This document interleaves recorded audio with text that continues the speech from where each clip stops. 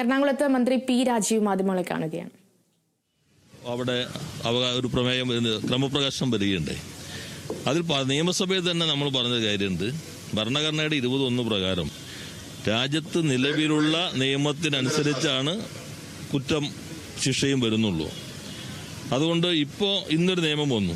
ആ നിയമത്തിൽ പറയുന്ന കുറ്റം ഇന്നലെ ചെയ്താൽ അതിന് ശിക്ഷിക്കാൻ പറ്റില്ല, ഇന്ന് മുതലേ ശിക്ഷിക്കാൻ പറ്റുള്ളൂ. അപ്പോൾ നിയമസഭയിൽ ഇക്കാര്യം ഞങ്ങൾ വിസ്തരിച്ചാണ്. പക്ഷേ ഇത് ക്രിമിനൽ നിയമത്തിൽ മാധ്യമങ്ങൾ ഇത്തരം കാര്യങ്ങൾ കൊടുക്കുമ്പോൾ ഒരു പൊതുസമൂഹത്തിൽ വ്യക്തത ഉണ്ടാക്കാൻ വേണ്ടി കൊടുക്കണം.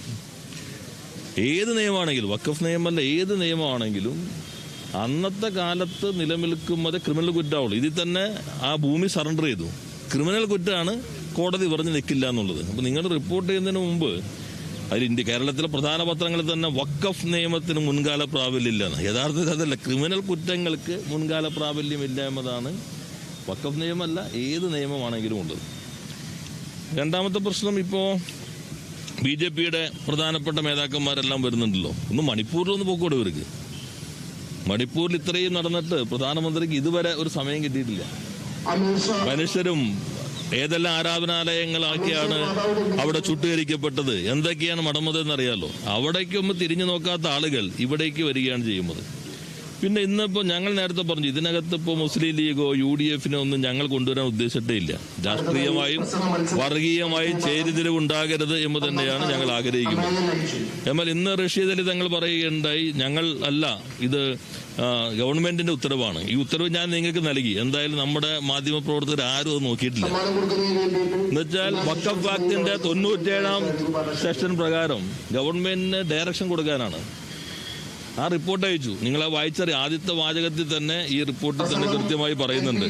ഞങ്ങളിതൊന്നും പറയേണ്ടെന്ന് വെച്ചിട്ടുള്ളതാണ്. എങ്കിൽ പോലും the Waqf enquiry commission appointed by the government in 2007 submitted a request dated with a recommendation by the government for issuing a direction to the Waqf board and the issue under section 97 expedite the proceedings, pending കേസുകൾ സ്പീഡിലാക്കണം before it and to consider ഇവരോട് പറഞ്ഞേക്കണം whether any action to be taken against a person responsible for sale of the Waqf property. അത് ഇവരെ തീരുമാനിക്കേണ്ടത്. എന്നിട്ടാണ് ഈ പരിശോധന മുഴുവൻ നടത്തി തീരുമാനിച്ചിട്ടുള്ളത്. പിന്നെ ഇതിനകത്ത് ഇപ്പോൾ പ്രതിപക്ഷ മേധാവ് ഇങ്ങനെ തുടർച്ചയായി പറയുന്നത് കൊണ്ടാണ് ഞങ്ങൾ ഇത്തരം കാര്യങ്ങൾ പറയേണ്ടി വരുന്നത്. ഇപ്പം നികുതി കരമടയ്ക്കാൻ ഞങ്ങളെ തീരുമാനിച്ചത്.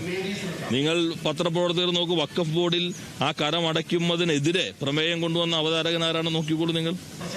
വഖഫ് ബോർഡിൽ തന്നെ പിന്നെ നോട്ടീസ് കൊടുത്തിട്ട്, ഇത് മതത്തിന്റെ പ്രശ്നമല്ല, പല ആളുകളുണ്ട്. നോട്ടീസ് കൊടുത്തിരിക്കുന്നവർ തന്നെ നിങ്ങളുടെ ഒരു മാധ്യമത്തിലും വഖഫ് ബോർഡ് ആർക്കൊക്കെയാണ് നോട്ടീസ് കൊടുത്തിട്ടുള്ളത്, ആ പേരുകൾ വന്നിട്ടില്ല.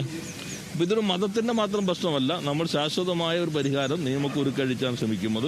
എന്നാൽ വർഗീയ ധ്രുവീകരണത്തിന് BJP ശ്രമിക്കുന്നു. രാഷ്ട്രീയമായി എന്തെങ്കിലും നേട്ടമുണ്ടാക്കാൻ കഴിയുമോ ശ്രമം UDFനകത്ത് കോൺഗ്രസ് പ്രതിപക്ഷ മേധാവും കൂട്ടരും നടത്തുന്നുണ്ട്.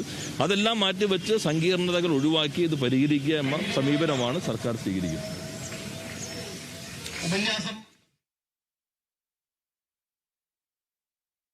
വഖഫ് ഭൂമി വിഷയത്തിൽ രാഷ്ട്രീയ മുതലെടുപ്പിലുള്ള ശ്രമങ്ങൾ ഉണ്ടാവുന്നു എന്നുള്ളതാണ് മന്ത്രി പി രാജീവ് കൂട്ടിച്ചേർക്കുന്നത്. കൂടാതെ അത് രമ്യമായി പരിഹരിക്കാനുള്ള നടപടികൾ സർക്കാർ കൈക്കൊള്ളുന്നു, അതിൽ ഒരു ആശങ്കയുടെ സാഹചര്യമില്ല എന്നും മന്ത്രി എറണാകുളത്ത് പറയുന്നു.